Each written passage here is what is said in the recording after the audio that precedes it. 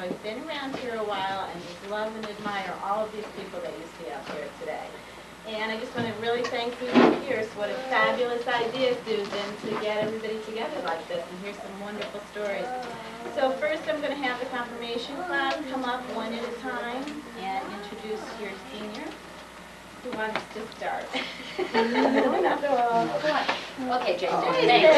That's our guy.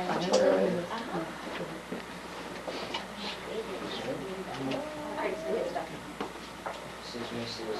Stewart, and she's been in our church for 65 years.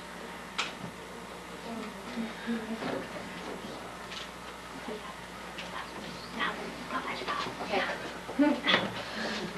Where are we going?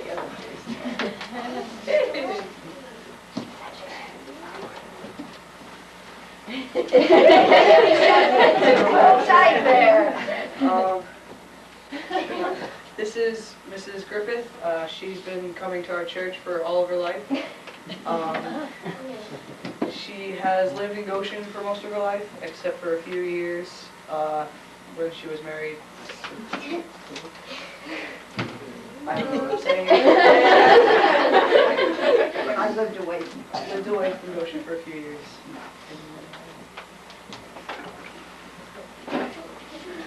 She used to play football on Goshen.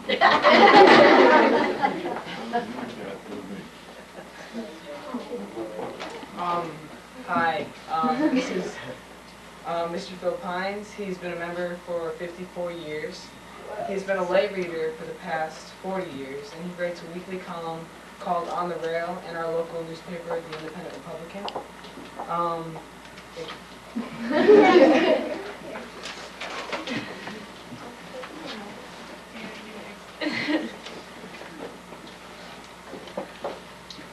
This is Ernest Weinberg. She joined the church in 1944.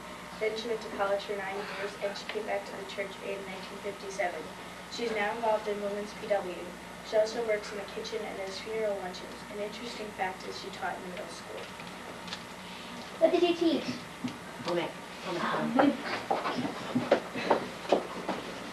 This is Mr. and Mrs. Hoffman, and they've been coming to the church since 1951, and they're really nice. Good.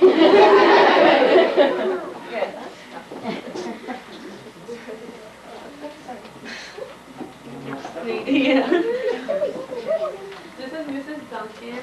She's a retired seamstress. She used to go to Oliver Chapel until she moved to this church. She became an elder, a deacon, and a Sunday school teacher. Whoa.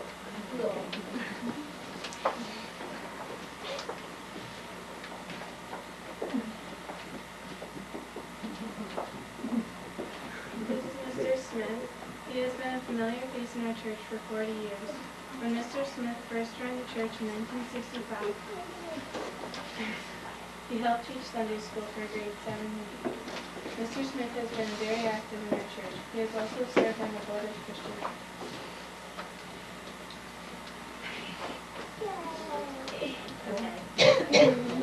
All right, now we're going to ask each of the seniors if you have a special Okay, you guys can sit story. down again. You don't have to stand there the whole time. Thank you, confirmation. You did a beautiful job. Want to turn your hat?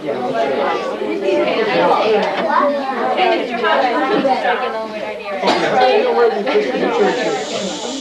I know where the Episcopal Church is. Okay, right across the street from that, where they used to have the Ferris wheel on Great American Weekend, used to be a big 3-story brick house there.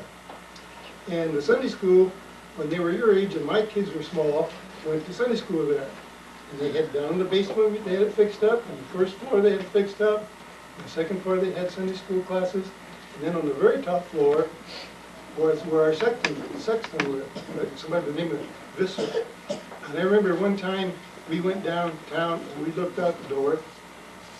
And here, the little young Mr. Visser had got out the window and was walking along the edge of this building, 3 stories up. And everybody was just shaking to get him to walk back in before he jumped off. But they got him back in. So that's one of my stories. Why did they knock the building down? Well, they built this building over here, the John Knox building, I think it was after that, wasn't it? This building wasn't here. Oh, this wasn't This here? building was out here. Wasn't here. See, this building, I'm going back now into the years of, well, that building was there for a long time, but when we came in 1951, all our children went to school there. Until they built this building, which was around 63, 61. Then why did Belgian Hall get built? Pardon? Why did this building get built then? If we had, why did they decide to build this attach it? Well, they just feel they needed more room, and I think they wanted to move out of the other building. We're supposed to have the kitchen and everything, but they knocked that building down because we lived there for a while with 5 kids. Probably was trash.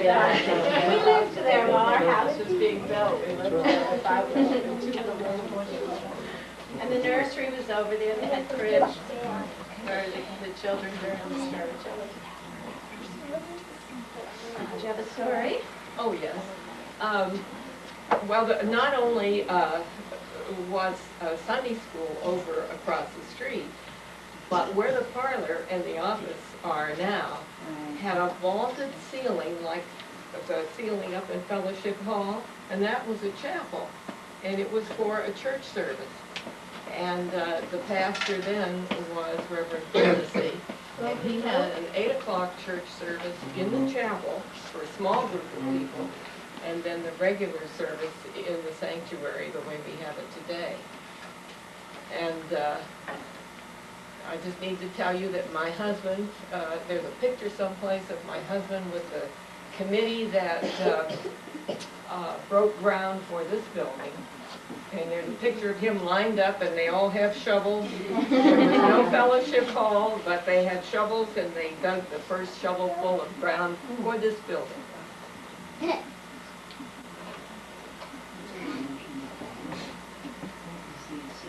Well, I've got a couple of stories to continue the story that Don and Fran have been talking about.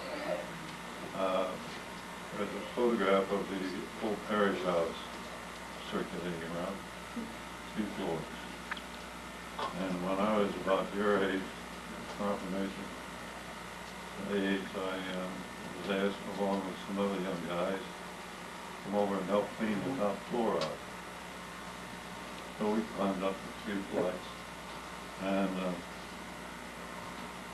there was a huge piano. I don't know what they call it. It's probably the length of one of those tables over there, but about that deep, big upright, but monstrous thing. Must have weighed 500 pounds. We often wondered how it ever got up there. Our job was to take it down. So we did it the easy way. They had big windows up there. We threw it out. When it hit the ground, I heard the loudest B flat in the history of Goshen. I'm talking about, I had Brenda see our pastor here, 50 years ago, I guess. Pat lived in the Manse, which was the home that all the pastors lived in. It was on the corner of South Street and South Church Street.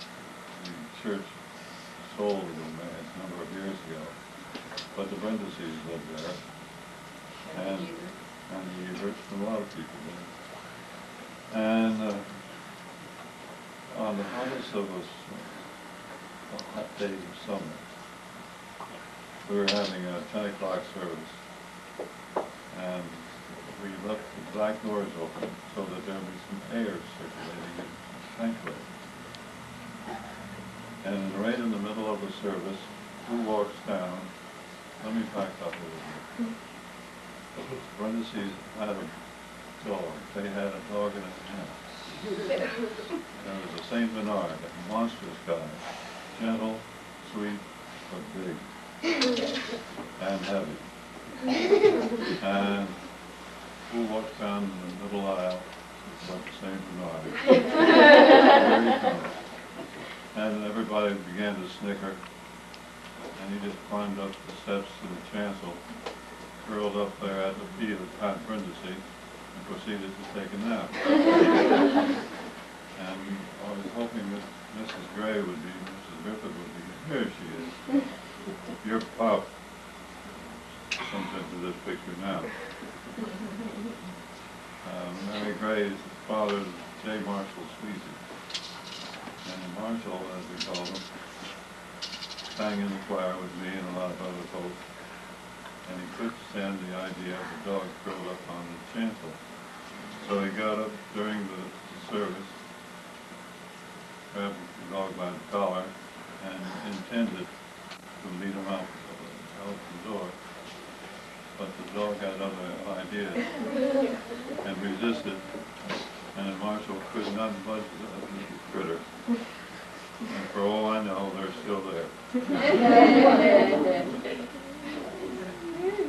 Speaking of the old building, I went to what we called then Christian Endeavor. It was for high school students. Every Sunday night, 7 o'clock. And we had people from other churches coming, young people from the Methodist Church, had quite a large group. Our minister was Reverend Eunice.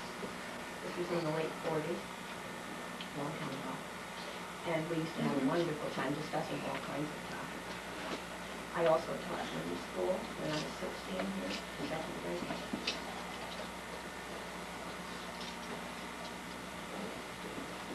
I was just thinking how formal the church used to be and how it's changed.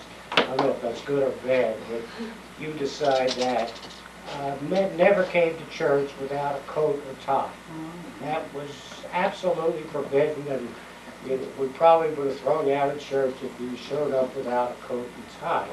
The women were similar. They had hats and gloves and so forth. Session used to serve the communion. They'd sit up in the front of the church, and they had black robes on. This was kind of the judgment that was being passed around, but everybody wore a black robe at that time. And there was something else I wanted to say. Oh, women. We didn't have any women in session. This was an unwritten rule that women were not allowed on session. And when I joined the church in '64, the first woman came on the session, Marion, she said her name. So that's been a big change for the better. They do the work. The women do the work. Well, yes. Thank you very much. They do the work.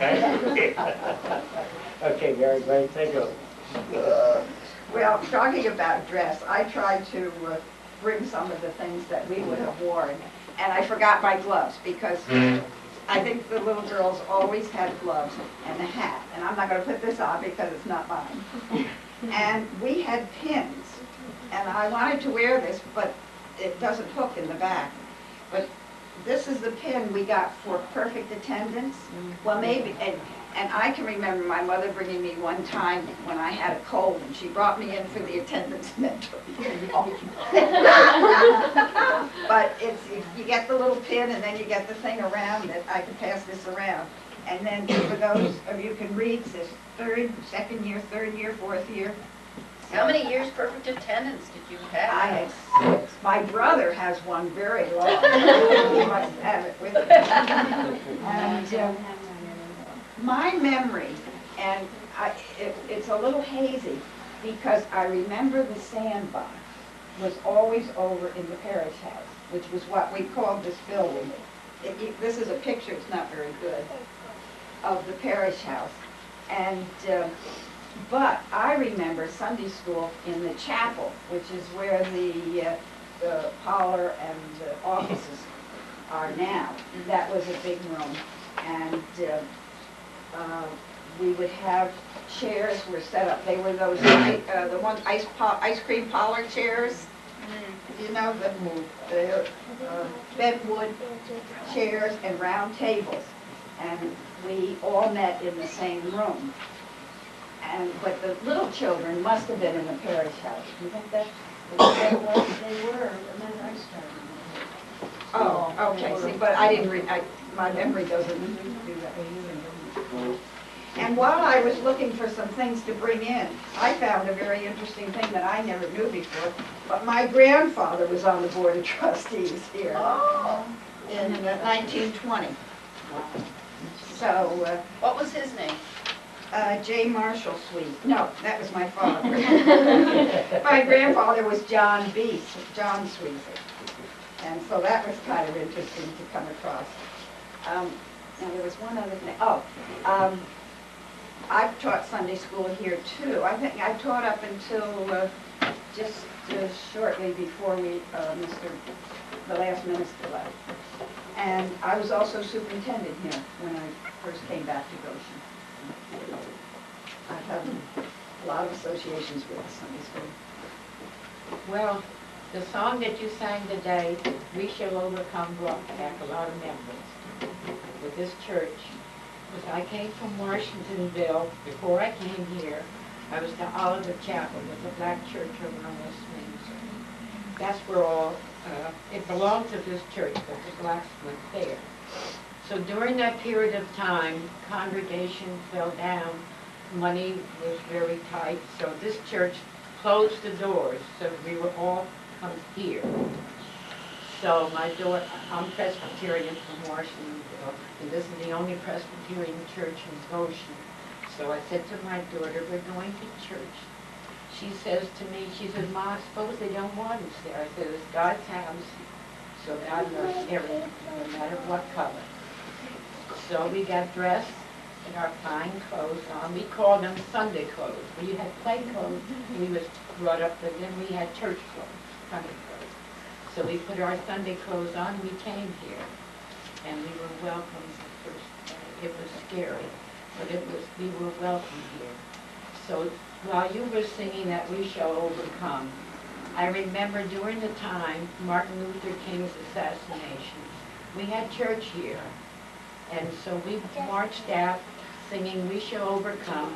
The Episcopal came, the Methodist, the Catholic, we all joined hands and we marched down Main Street singing We Shall Overcome and supporting Martin Luther King. So I think this man who died for us all, no matter what color, what race, what religion, he was a man of peace. And that's what we all want, peace now. Thank you. That Sunday that you first came into church, were there more families decided to come over with you guys? Yes, there was a Bruin family and a DeWitt family, and quite a few came. And were there families there before? No, or were you guys the first ones? No, I got married. By the way, I got married here in this church in '63. Now, what year was it that you first came? I got married here in '63. Okay. And then after I got married here in '63, I got roots in here, then they asked me to teach, and I just blended in there. And I enjoyed it, every minute of it. And my daughter sang in the choir, and I have a granddaughter, she sang in the choir, and my great-granddaughter was baptized here.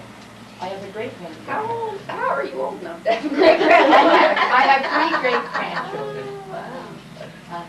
And then one of them was baptized here. Yeah. So I'm proud of my heritage. And if you see the book on this church by Gus Wallace, you'll see pictures of Anna and her daughter in Sunday school, and some of us. And the little church is still... It's on West Main Street, right next to Howard Mills' office. Right, my kids all know where Frank's Pizza is. Yeah, the Methodists bought it, and they burned the mortgage. The Methodists had a church over by McBride, but it was a rickety church in the noise, so after we moved out, they purchased it from this church, and they have the cornerstone, and they burned the mortgage. But it's still active, it's still beautiful inside. It's well-constructed church. Really beautiful. Would we be welcome here? Oh, yes. Went to a service? Oh, yes. But be prepared to stay a little longer than an hour. Do they have them Sunday morning? They have a church at 11. And when you sing We Shall Overcome, they sing We Shall Overcome. They move their body. We need a little more of that around. And they say hallelujah and amen. You know, they praise the Lord. Bertie Brewer used to dance Yes, up our we had aisle. a woman who was shouting, yeah, she was shouting. It was, she just felt it, you know? It just made it mad. But sometimes little Presbyterians are really. Yes.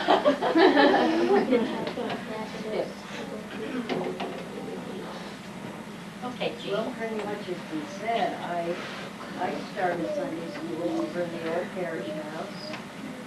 And then I came over here, you were talking about, there was a chapel, the office. And,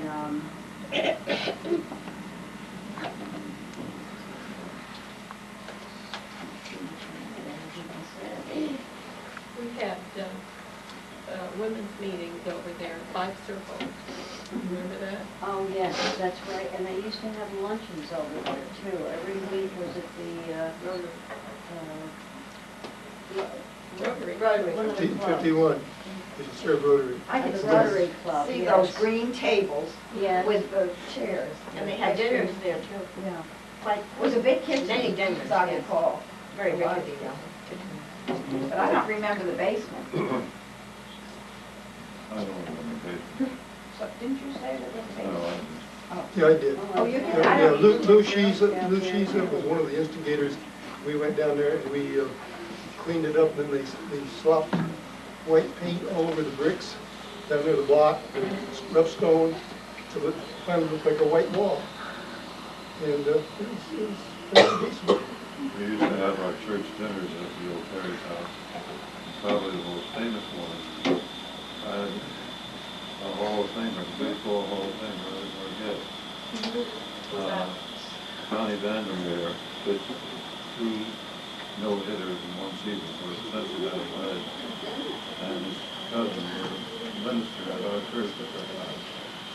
And that was Gerald Terry Ewing. And so we had a father and son banquet there one night. And Johnny Vandermeer came over, taught us all how to throw it.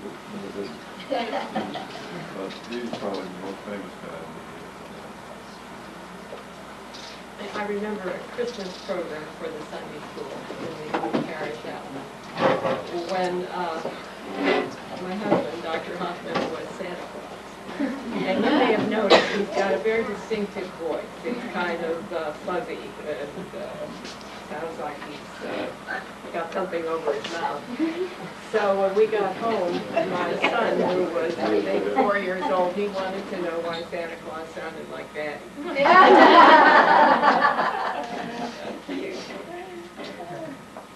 I think the children have questions. Matthew? Who was the earliest pastor that you remember? The earliest one that we remember was Pastor Brindisi, but I think Cheryl Hilnick. What year was that? No. And that was Was that Mrs. was so big. What? I remember him. Oh. Well, I remember babysitting for the Hunics, I think, and of course, you know, I'm small. And they had lifted, in their house, they had lifted the sink up because either Mrs. Bicknell or Mrs. Hunick was very tall woman. And when I had to wash the dishes when I babysat, the water used to run down my eyes.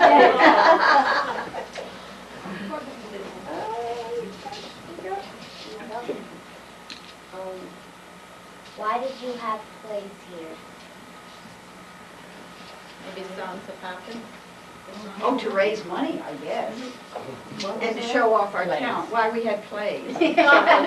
Songs of Poppin'? Everyone? No, yes. What was that? What was it? Yes. Oh, baby class? Songs of Poppin'? It was just like a variety show. Look at people in the church are It was all people from the church when we were little, and all of these people here had children. We had 7 choirs. We had a lot of, we had an all middle school boys choir and an all middle school girls choir. Was your dad in charge of that then? My dad was the choir director for 4 years. But I think we had 2 handout choirs, didn't we? And we had a high school choir, an adult choir, and a little choir. So all of this together, we used to just put on like a variety show. Why does the church have this before? Well, we'll let Mr. Churches, you go way back, and I mean way back, 1,000 years, churches had steeple, they're reaching up to God, is what they were doing. If you look at the old church pictures of Europe, and I mean long ago, they all have big steeples. Oh, who's next? Did you belong to any youth groups? Yes, I belong to the Christian Endeavor. And Doris and I were just talking, we used to go, now you go to camp. But then when we were in this Christian Endeavor, we went to Stony Brook, Long Island. And there was a boys, I think there was a boys' school down there. And we went in the summer. And, you know, you took religious courses and you studied the Bible and everything. And then, of course, we went to the beach. And the thing I remember most was they had horseshoe crabs. And do you know what a horseshoe crab is? Yeah. Those things are Well, yeah. I didn't enjoy the swimming. Because I was always afraid I'd step on one of those tails sticking up. I think Sam's had his hand up, right? Yeah. Sam? When was the church band? When was the church built? This church was 1860? 1870. 1870? This stone church was built in 1870. It goes way back to 1720. First established. There are lots of histories written on it, not lots of histories, but there is a very good one called the Tower of the Lord in the land of Goshen. And then there's the one that somebody else mentioned that Gus Wallace did. And that has a lot of contemporary pictures. You would see people there that you still know.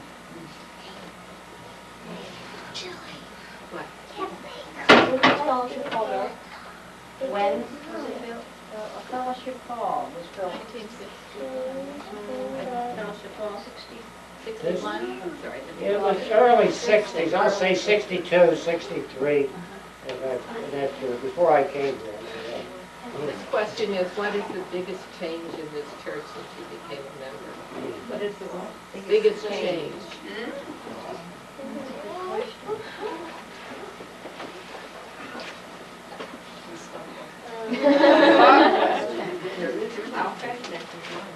I think it changed my religious form.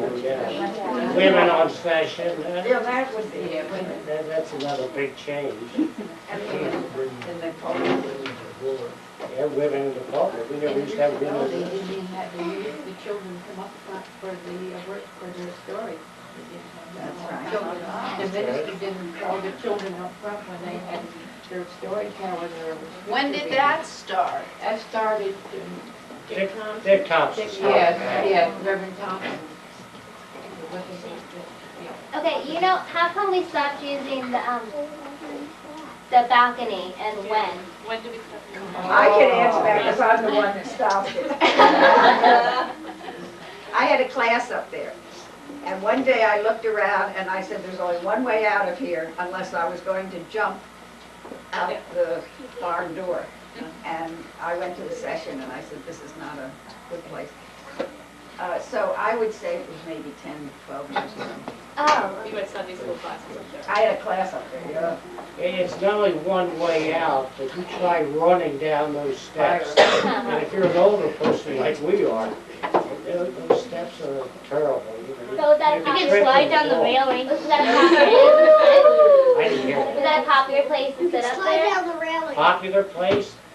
We like it. It's never been used since I've been here, no, so I can't answer I that. tell you, at Easter time I and was- Christmas yeah. time, we used to use it because we were filled up down in the sanctuary. Oh, that's the I entire remember used? sitting up there. Remember During our, yeah. Easter service? I'm sorry, I thought you meant the room over the. Oh, no, I don't. Oh, the balcony. Yeah, the balcony. I think that's been used quite recently. I don't know. We were in it for Christmas. That was just I thought you were talking about. No, it was, we used to go up there because it was filled. We always gave our seats to newcomers, so we would sit up there. We enjoyed sitting up there, it was real high. It was just happened when the church was built. Yeah. Yeah, Okay. also the organ used to be up there. Yeah, the organ. The organ was up there and the choir was up there. Oh, yeah. Many, many years, and they sang from the balcony, in the middle, where the organ was. In 1970, when this church was celebrating its 250th anniversary, we recreated a typical service as might have been held back in 1720. And they did not have, of course this church wasn't here at the time, but we had two churches prior to this construction.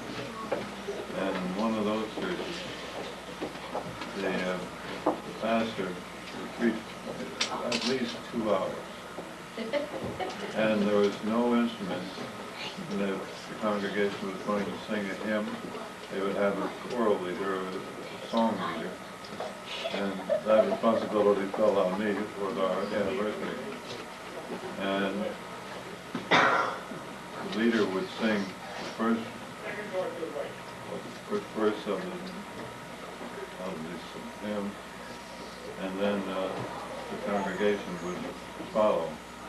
And the leader would then sing the second line, and the congregation would follow. They took a long time to sing a hymn in those. You know, we could go on for a very long time, but church is over and we have stone soup upstairs. So let's give a big thank you, shall we?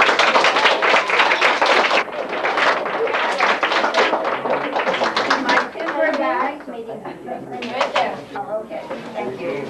Oh, she got it.